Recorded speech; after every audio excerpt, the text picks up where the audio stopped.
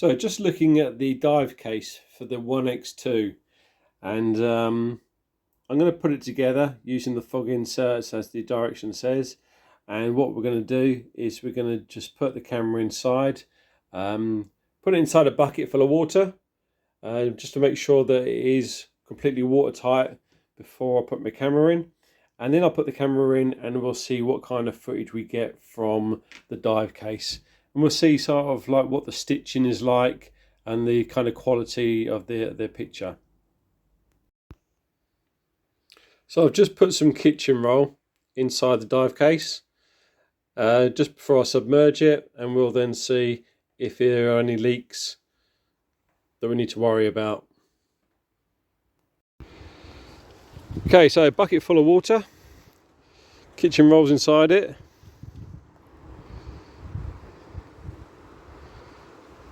And we'll leave this in here for, I don't know, 30 seconds, a minute. Press the buttons, I guess, as if you would do if you were pressing.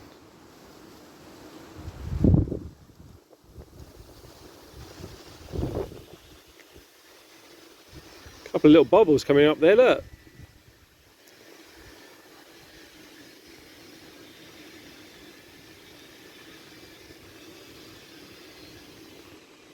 Hopefully that's just the bubbles from inside that, where the button is.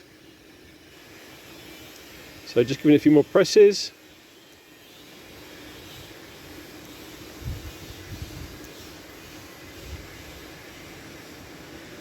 Pressing that one too. Making sure that the latch is properly closed. So I'm thinking maybe just them little bubbles there were just from the buttons, as it's never been underwater before. So doesn't seem to be any more bubbles as I'm pressing the buttons. That one as well. There's a couple there, isn't there?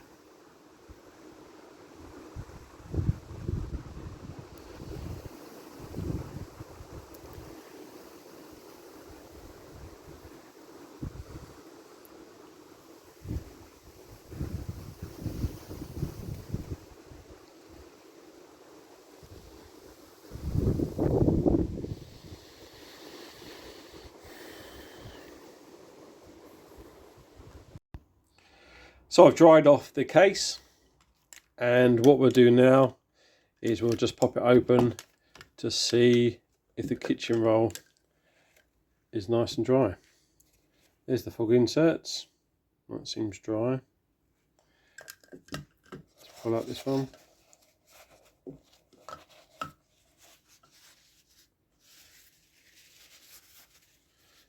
Yeah, that's dry.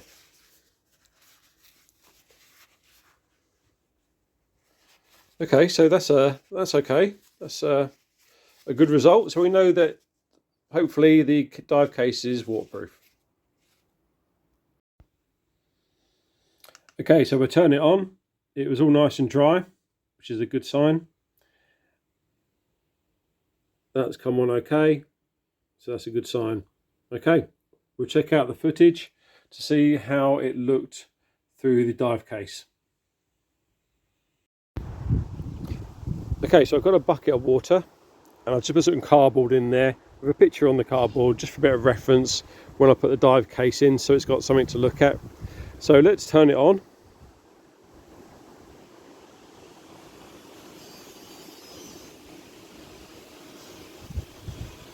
Okay, so that's turned on. And then what we'll do is we'll press the start button to start recording. And we'll pop it in the water.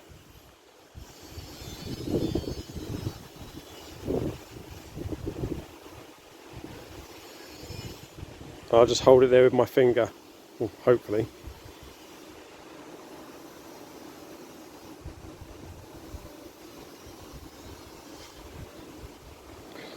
Okay, so I'm just going to leave it there.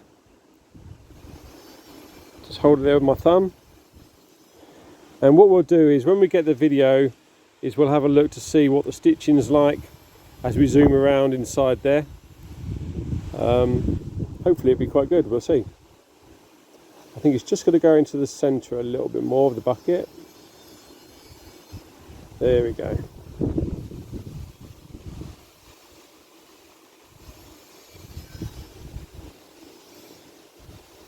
Okay, and we'll check out the footage to see what it's like.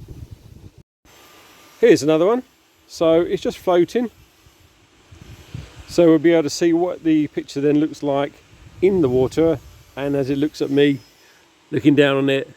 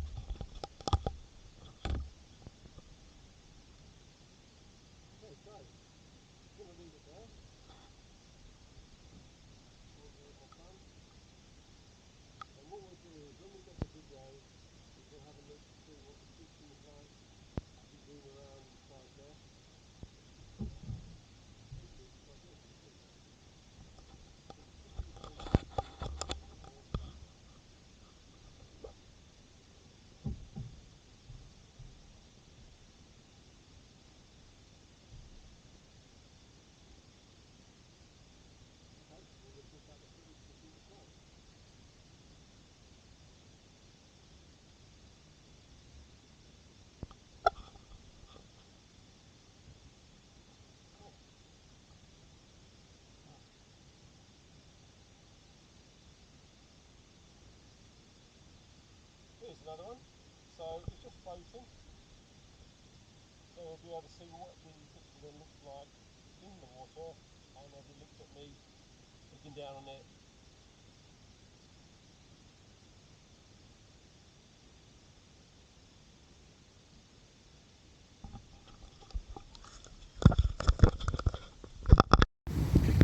So just going to have a look to see how the video recording is when it's not in water. So let's turn it on.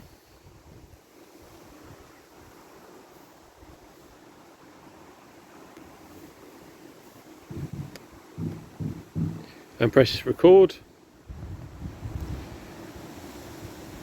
And then we'll see how this looks outside.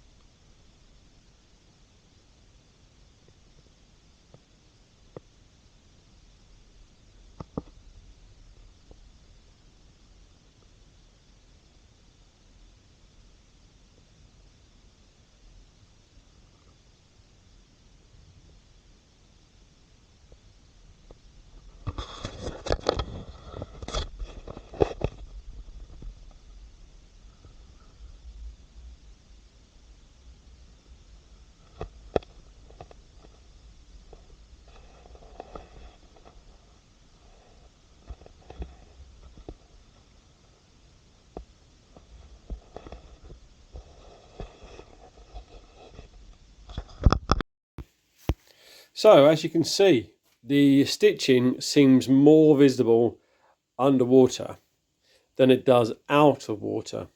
Now, I don't know if that is due to when it was underwater, what it was looking at was so close to the camera, because when it was out of the water, just looking around the garden, there was no stitching visible at all.